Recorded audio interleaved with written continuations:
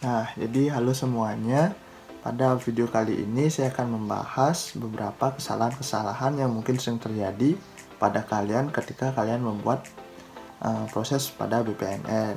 Nah, jadi simak ya videonya. Nah, lalu langsung saja. Mana kesalahan yang pertama ada kita menuliskan start pada awalan proses namun kita lupa meletakkan simbol end pada akhir proses. Nah, kesalahan ini sebenarnya cukup sering terjadi ya, dimana kita hanya berfokus pada proses yang kita akan buat. Namun, kita lupa memberikan tanda end pada akhir dari proses. Bisa dilihat seperti gambar di bawah ini. Nah, dimana proses ini belumlah berakhir atau tidak lengkap karena tidak ada simbol end. Nah, jadi ini merupakan gambar yang salah. Nah, lalu lanjut. Nah, sedangkan ini gambar yang benar, di mana simbol start dan simbol end untuk mengakhiri proses sudah dituliskan dengan benar ya, bisa dilihat gambar bawah ini. Nah, lalu lanjut, di mana ada kesalahan yang kedua. Nah, sebenarnya kesalahan yang kedua ini hampir mirip dengan kesalahan yang pertama. Namun bedanya pada kesalahan yang kedua ini, kita lupa memberikan tanda start pada awal mulanya proses. Nah, kita hanya berfokus pada proses yang kita buat dan kita melakukan secara detail yang sangat kurang, yaitu kita tidak meletakkan simbol start di awal gambar. Nah, bisa dilihat seperti contoh gambar di bawah ini. Nah, di mana proses tidak diberikan simbol start atau memulai. Nah, sedangkan gambar yang selanjutnya ini, nah bisa dilihat, jadi ini merupakan gambar yang benar di mana simbol start dan simbol end untuk mengakhiri proses sudah dituliskan. Nah, lalu kita lanjut ke proses yang ketiga. Maksud saya kesalahan yang ketiga yang sering kita lakukan. Nah, di mana kesalahan yang ketiga ini kita menggunakan aliran pesan terhadap jalur-jalur dari elemen yang salah. Nah, bisa dilihat pada gambar ini. Nah, alur pesan atau pesan putus-putus tidak dapat digunakan untuk menghubungkan sebuah elemen dari kumpulan yang sama satu sama lainnya. Nah, BPM yang benar adalah menggunakan sebuah aliran reguler atau garis yang tidak terputus-putus, garis yang ada tanda panah. Nah, lihat. Nah, dapat dilihat pada posisi ini terdapat garis putus-putus yang menghubungkan dua line dengan mana itu dia? Ini tas 1, tas 2, tas 3. Nah, di mana tas 2 pada line yang pertama terhubung dengan tas 3 pada line 2. Nah, sedangkan dia dihubungkan dengan garis putus-putus. Nah, jadi itu tidak boleh. Nah, menghubungkan tas 2 dengan tas 3 harus menggunakan garis reguler. Nah, bisa dilihat seperti gambar yang di bawah. Gambar yang selanjutnya ini, nah mana dia? Nah ini. Nah, pada gambar ini kita sudah melihat bahwa tas 2 pada line 1 telah terhubung pada line 2 dengan tas 3. Nah, jadi dia dihubungkan dengan garis yang bentuknya seperti ini ya, bukan garis yang putus-putus. Nah, lanjut pada kesalahan yang keempat, yaitu menggunakan aliran urutan antara kumpulan. Nah, dalam hal ini, contoh BPN menggambarkan bahwa saat kalian membuat BPMN, kalian tidak dapat menggunakan aliran aturan atau panah secara terus-menerus di antara sebuah kumpulan. Nah, lihat gambar ini ya. Nah, penggunaan yang benar dari simbol BPN berada di kumpulan yang sama atau antar jalur. Nah, jika antara pool, maka yang digunakan adalah aliran pesan yang berupa putus-putus. Nah, kesalahan ini sedikit berbeda dengan kesalahan yang sebelumnya. Nah, jika sebelumnya tidak boleh menggunakan garis yang putus-putus dalam satu proses. Namun, di sini garis putus-putus digunakan untuk menghubungkan dua elemen pada pool yang berbeda-beda. Nah, bisa dilihat di sini contohnya. Jadi, kesalahannya terletak pada bagian ini ya. Nah, lalu sekarang ini gambar yang benar, bagaimana sebenarnya penulisan yang tepat terhadap proses tersebut. Ini ya, bisa dilihat kita menggunakan garis yang putus-putus untuk menghubungkan elemen yang berbeda letak poolnya. Lalu kesalahan yang selanjutnya ada menggunakan anotasi untuk menentukan aliran proses. Jadi anotasi teks adalah mekanisme bagi pemodelan untuk memberikan informasi teks tambahan kepada pembaca diagram BPMN. Nah, objek anotasi teks dapat dihubungkan dengan objek tertentu di dalam melalui asosiasi.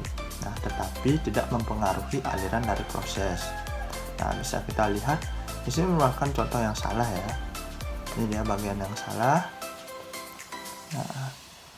Nah, jadi seperti inilah gambar yang benar, di mana pada gambar ini tidak lagi menggunakan anotasi teks, melainkan menggunakan asosiasi. Seperti ini jadinya ya.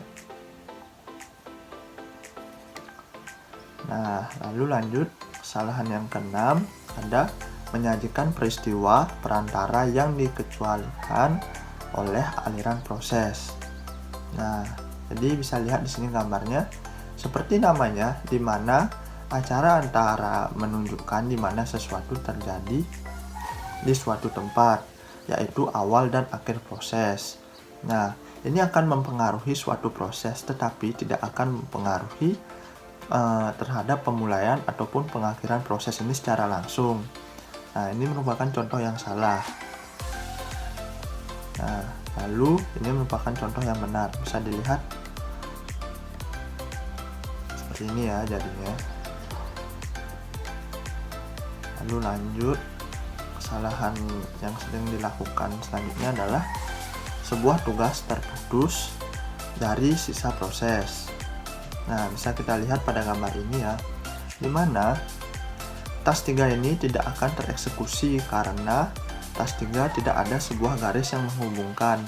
Nah, untuk mengatasi permasalahan ini, jadi kita perlu membuat sebuah garis dengan menggambarkan, yaitu menggunakan anotasi sebagai penghubungnya, sehingga task 3 dapat dieksekusi pada proses kali ini. Nah, jadi inilah bentuk yang benar ya.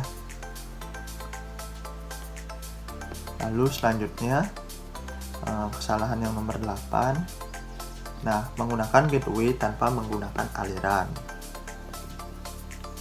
Nah, gateway harus terhubung hanya dengan aliran urutan. Nah, dalam contoh BPMN ini dilakukan menggunakan aliran default dan aliran kondisional yang tidak benar. Bisa dilihat seperti ini contohnya. Nah, jadi inilah kondisi yang benar pada permasalahan gambar di atas tadi.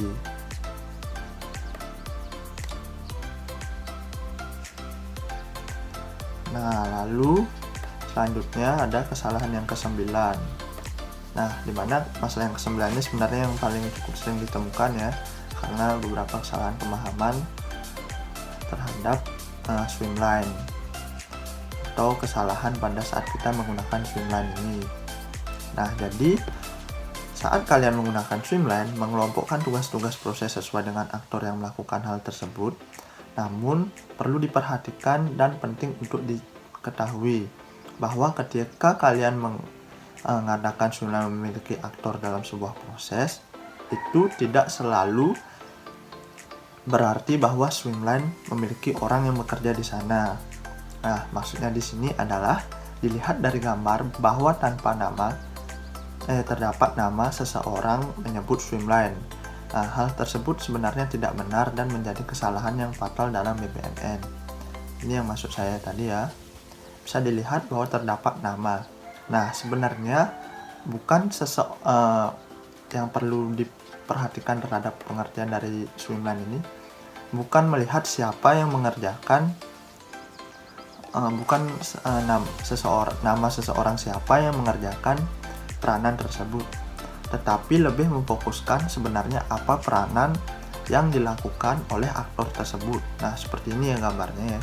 Kalau tadi kan sebenarnya nama orang, individual siapa yang sebenarnya mengerjakan, itu salah. Jadi sebenarnya peranan dari seseorang itulah yang sebenarnya harus dicatat pada swimline ini.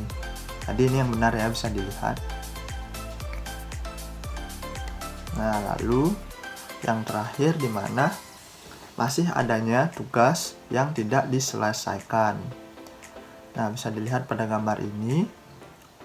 pada gambar ini task 3 tidak terselesaikan karena tidak ada simbol N di dalam penyelesaiannya. Nah, sehingga untuk mengatasinya, kita bisa menggunakan simbol N untuk mengakhiri proses tersebut.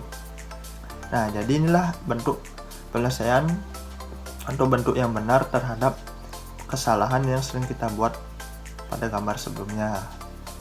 Nah, bisa dilihat ya. Oke. Nah, jadi itulah beberapa kesalahan yang mungkin sering kita lakukan pada saat membuat BPMN.